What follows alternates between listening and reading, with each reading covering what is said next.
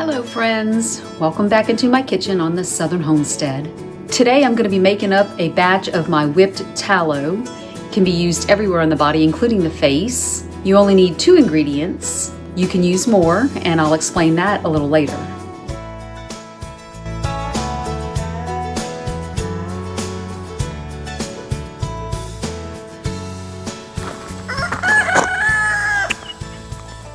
I think I have shared a recipe with you all on a video of several weeks back, but it was just for a regular tallow balm.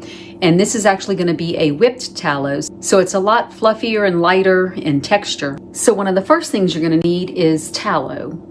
And you can buy it in the store. You absolutely don't have to render your own tallow. But if you're feeling brave, it's not that difficult. And I actually did a video on rendering your own tallow. If you want to check that out, I'll be sure and link it above for you. And then try to remember to link it at the end of the video as well. So you're only going to need about a cup of your tallow. And I have created a mock double boiler over here. And you don't have to have a double boiler. You can just use a pot with a glass bowl set on top. And you put water down in the pot in the bottom, and that will create your double boiler.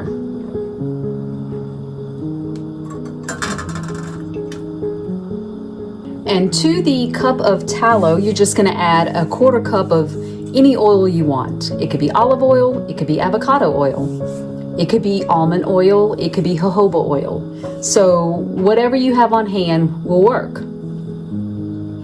I have a sweet almond oil that I have infused with calendula and plantain, which are very good for skin, and I'm going to use that oil. You totally don't have to have an infused oil. You can just have a plain oil and it'll work just fine. And you're going to want about a 1/4 cup of the oil. We're just going to add that right in. Once the tallow and oil have completely melted together, then you can turn the fire off, let it sit for just a couple of minutes, and then if you want, you can add some essential oils. I'm going to be using frankincense and lavender today. And frankincense is really good for skin, and lavender just smells so sweet and is also beneficial for skin. So I'm going to add about 25 drops of the lavender.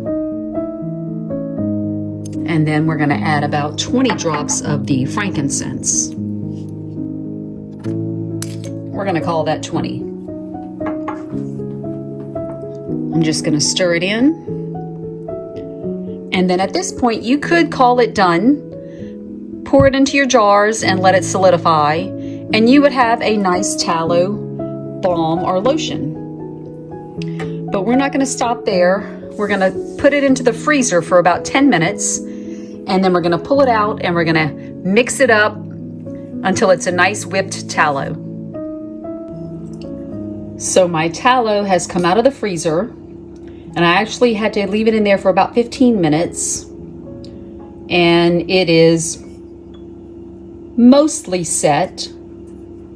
And we're going to go ahead and whip it up.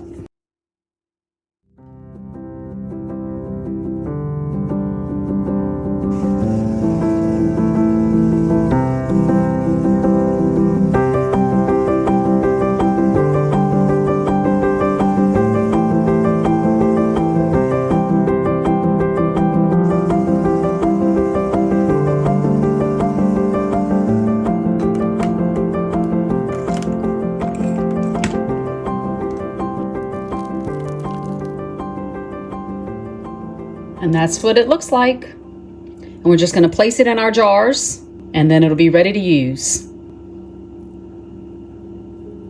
Very creamy.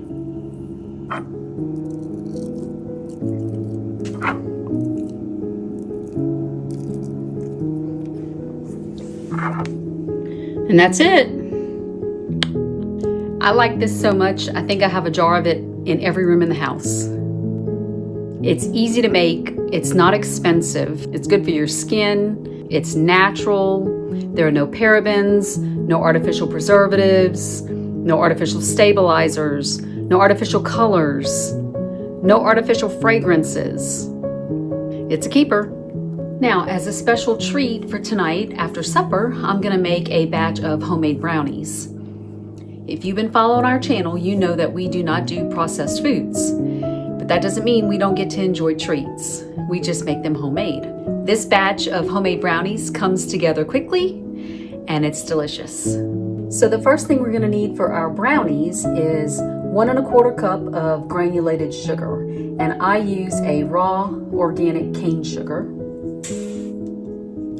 Then we're gonna need 1/3 cup of oil. We do not use seed oils, so I'm gonna be using avocado oil. But if you use vegetable oil or canola oil or whatever, feel free to use that. It should work in this recipe. I don't recommend it. I prefer you find an alternative to the ultra-processed seed oils, which are rancid oils that have been bleached and deodorized. So I'm gonna use avocado oil. We'll need about 1/3 cup. We need 1/4 cup of milk, and we'll need 2 teaspoons of vanilla extract, and I make my own. So we're gonna use 2 of that.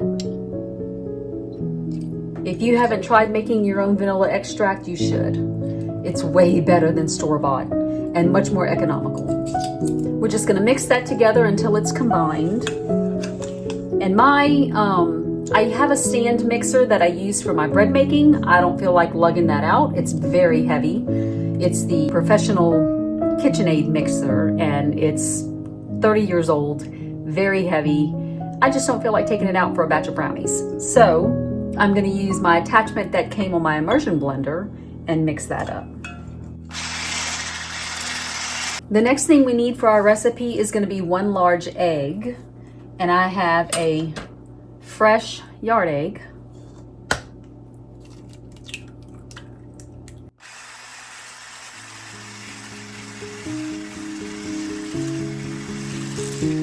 We're gonna set this aside and we're gonna mix together our dry ingredients in a separate bowl. The first thing we'll need is a cup of flour, and I use an unbleached all-purpose organic.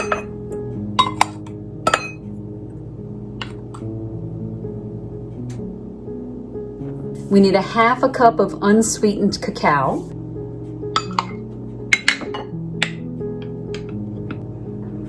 We need 1/4 teaspoon of baking soda and 1/2 teaspoon of a good sea salt. I use a Redmond's Real Salt or Baja Gold sea salt. I'm just gonna stir all these together just to mix them. Then we're gonna add the dry ingredients to the wet ingredients.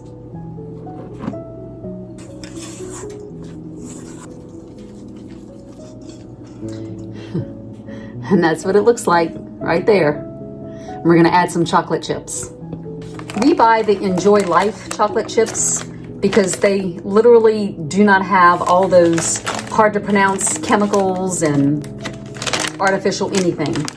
And these are the little bitty mini chips. It says 3/4 cup. I don't know what I have in here. It's probably closer to a cup, but I'm gonna pour the whole thing. And we're just gonna fold that in.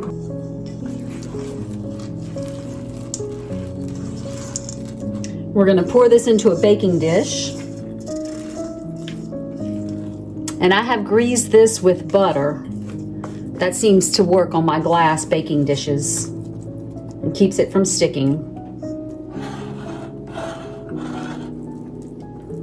We're gonna bake this in a 350-degree oven for about 25 minutes, but we're gonna check it just to make sure before we pull it out. So while the brownies are baking, I thought we'd run out to the apothecary and check on my seedlings.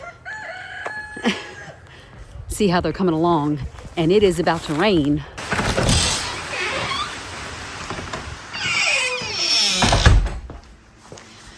All right, and so here we are. Those lights are pretty bright. Let me turn the overhead on. Okay, we'll pull them out. Let's see. There we go. Now you can see all of my seedlings, how they're coming along. And that's the rain you hear on the metal roof of the barn. Here's the rest of my seedlings. And my eggplant, my oregano has not come up yet in that little cell. Get that light back on for them. We have been trying to do some organizing out here in the apothecary, and Michael is making me some more shelves for all of my canned products. You can see back behind me I have a lot of empty jars. We've been going through a lot of food that I had preserved, which is a good thing. People always ask, why do you need so many jars of food? Well, we use them. They come in mighty handy for those nights I don't feel like cooking. While we're out here, I thought I'd show you my newest gadget that came in, my freeze dryer.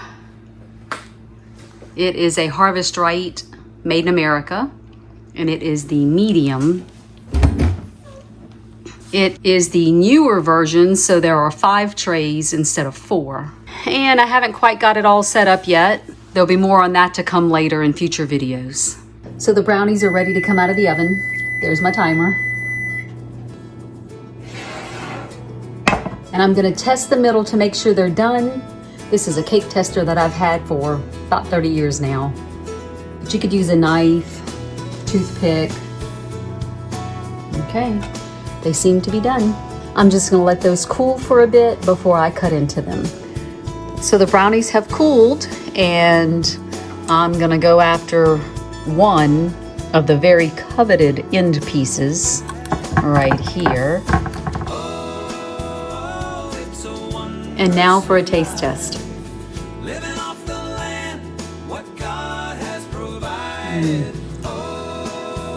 So much better than store-bought. Delicious.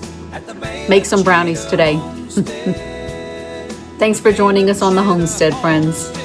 We'll see you next time.